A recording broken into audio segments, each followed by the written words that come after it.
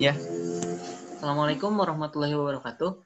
Saya Zain Ahmad Nizari bersama rekan saya, Kang Firda. Kami akan menjelaskan tentang bab 5. Bab 5 tentang pengorganisasian dan struktur organisasi.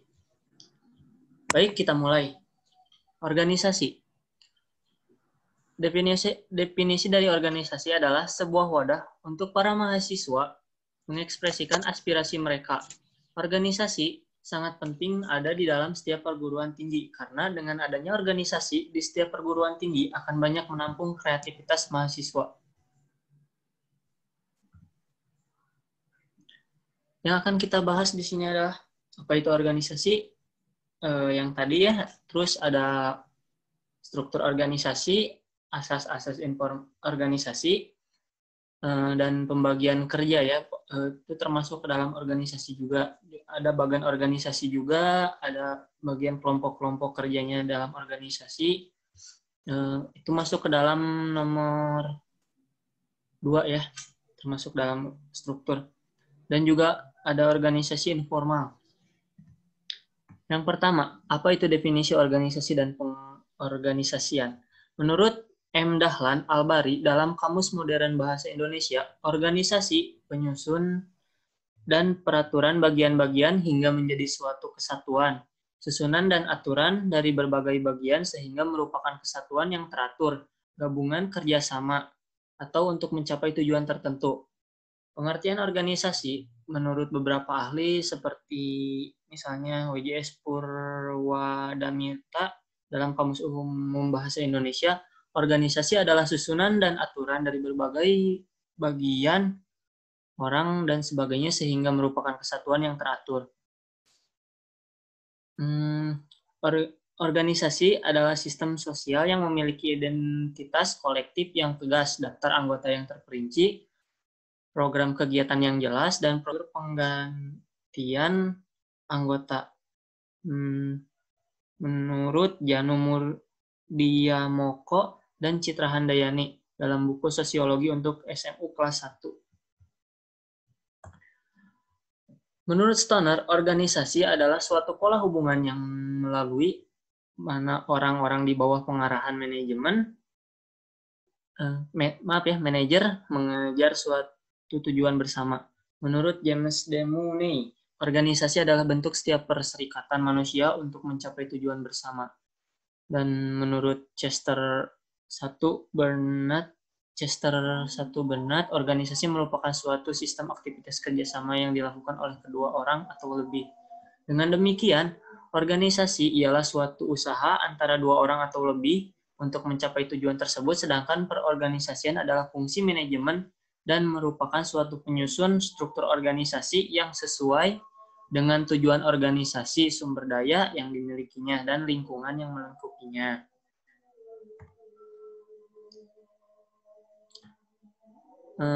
Kemudian yang selanjutnya, apa saja struktur organisasi? Struktur organisasi sering disebut juga adalah susunan dan hubungan antara tiap bagian serta posisi yang ada pada suatu organisasi atau perusahaan yang menjalankan kegiatan operasional untuk mencapai tujuan. Dalam struktur organisasi ada 4 elemen struktur organisasinya. 1. Adanya spesialis kegiatan kerja. 2. Adanya standarisasi kegiatan kerja. Dan yang ketiga adanya koordinasi kegiatan kerja, dan keempat besaran seluruh organisasi. Faktor-faktor yang dapat mempengaruhi struktur organisasi bisa disebutkan ada 4 kalau nggak salah. Kita coba nanti cari.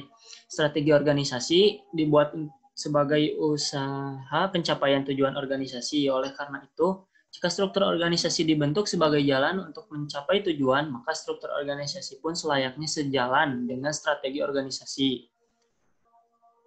Yang kedua, skala organisasi. Skala organisasi dapat dibedakan skalanya, yaitu skala besar dan skala kecil. Organisasi yang berskala besar karena ruang lingkup aktivitasnya yang luas, maka memerlukan pendelegasian wewenang dan pekerjaan. Sedangkan untuk organisasi berskala kecil biasanya memiliki jumlah tenaga yang sedikit. Kemudian dari teknologi juga, faktor teknologi yang dimaksud di sini adalah terkait dengan cara bagaimana suatu pekerjaan dilakukan. Selain itu juga, faktor teknologi terkait dengan penggunaan alat-alat bantu dalam sebuah organisasi. Kemudian dalam lingkungan yang dinamis menuntut organisasi juga untuk menyesuaikan diri secara dinamis.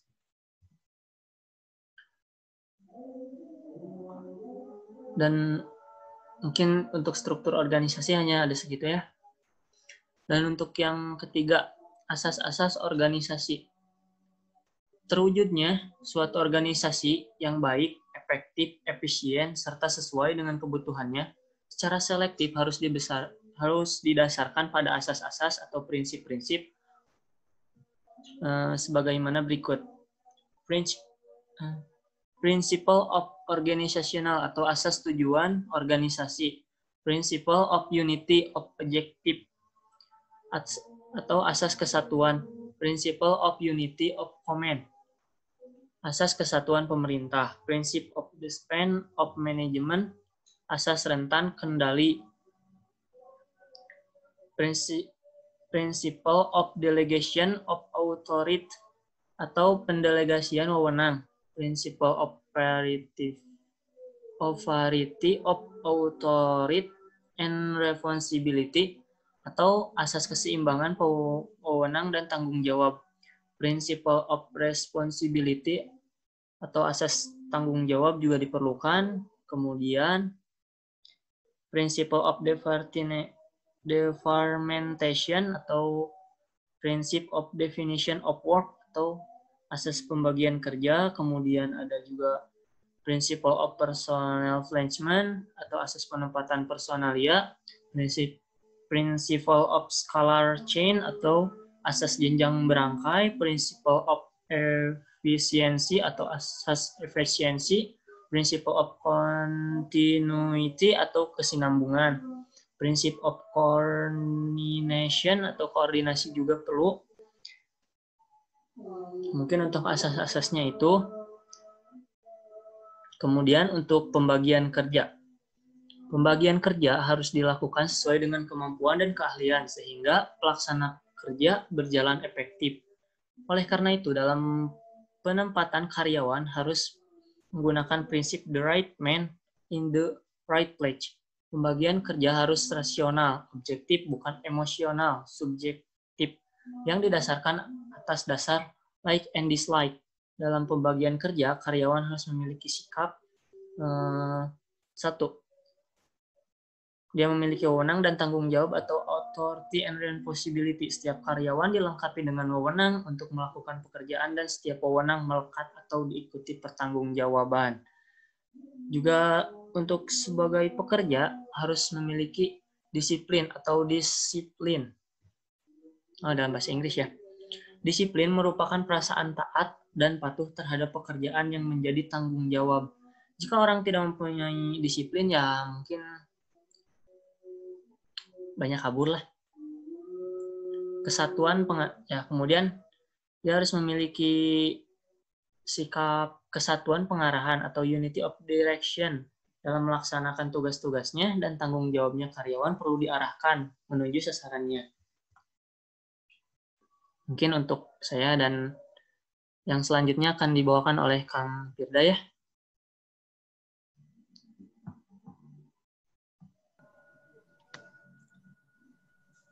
Ya. Yang selanjutnya bagian 5.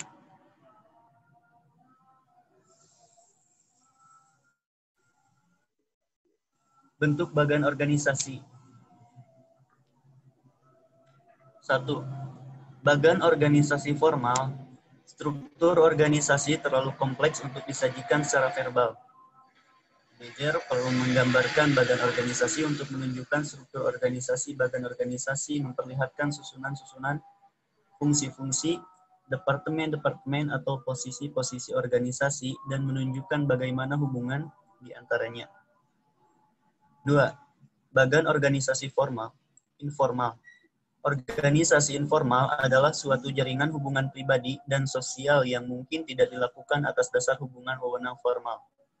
Komunikasi yang terjadi dalam organisasi informal berjalan dengan cepat dari mulut ke mulut. Empat pilar pengorganisasian. 4 building block of organizing.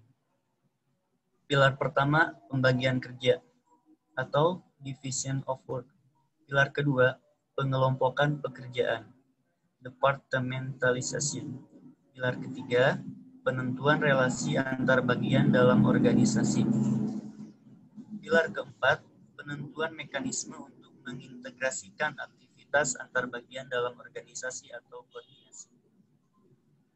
Slide selanjutnya. 6. Departementalisasi, pengelompokan pekerjaan. Departementalisasi adalah pengelompokan pekerjaan menjadi departemen aktivitas pekerjaan yang serupa secara logis dan berhubungan. Oleh karena itu, merupakan hasil keputusan manajer tentang aktivitas tadi dibagi menjadi tugas atau secara jelasnya adalah proses pengelompokan dan penamaan bagian atau kelompok pekerjaan berdasarkan kriteria tertentu. Slide selanjutnya. 7. Organisasi informal. Organisasi informal adalah struktur sosial yang mengatur bagaimana orang bekerja sama dalam praktek. Ini adalah kumpulan norma, koneksi pribadi, dan profesional yang melaluinya. Pekerjaan diselesaikan dan hubungan dibangun di antara orang-orang yang berbagi afiliasi, organisasi atau kelompok afiliasi yang sama. Ini terdiri dari serangkaian hubungan pribadi yang dinamis, jaringan sosial, komunitas dengan minat yang sama, dan sumber motivasi emosional. Selanjutnya, hanya itu saja yang bisa saya sampaikan. Terima kasih atas perhatiannya, semoga bermanfaat. Kami dari kelompok berapa, Kang? Kami dari kelompok 5. Kelompok 5. Maaf jika ada kata-kata atau yang kurang baik ya, Kang, ya. Emang ucapan. Kurang lebihnya ya mohon dimaafkan ya. Hanya itu saja yang bisa kami sampaikan. Wassalamualaikum warahmatullahi wabarakatuh. Ya, Waalaikumsalam warahmatullahi wabarakatuh. Dan untuk pertanyaan-pertanyaan silahkan di komentar aja ya nanti. Assalamualaikum warahmatullahi wabarakatuh.